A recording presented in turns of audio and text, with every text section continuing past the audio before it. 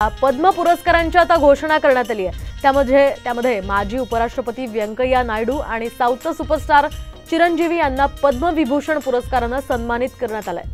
तर संगीतकार प्यारेलाल आणि अभिनेता मिथुन चक्रवर्ती यांना पद्मभूषण पुरस्काराने गौरवण्यात आले। यावर्षी सुद्धा अनेक मान्यवरांना पद्म पुरस्कार प्राप्त झालेत। 5 पद्मविभूषण, 17 पद्मभूषण आणि 110 पद्मश्री पुरस्कार जाहीर करण्यात आले। या यादीमध्ये 30 महिलांचा समावेश आहे।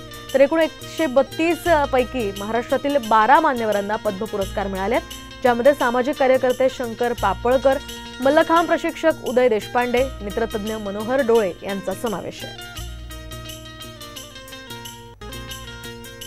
तर मल्लखांब प्रशिक्षक उदय विश्वनाथ देशपांडे यांना पद्मश्री पुरस्कार जाहीर करण्यात आलाय। उदय देशपांडे हे आंतरराष्ट्रीय मल्लखांब प्रशिक्षक आहेत। त्यांनी आतापर्यंत 50 देशातील 5000हून अधिक लोकांना मल्लखांबाचं हे प्रशिक्षण दिलं आणि त्यांना हा पुरस्कार आता जाहीर करण्यात आलेला आहे। विश्वनाथ देशपांडे यांना हा पद्मश्री पुरस्कार जाहीर झाला।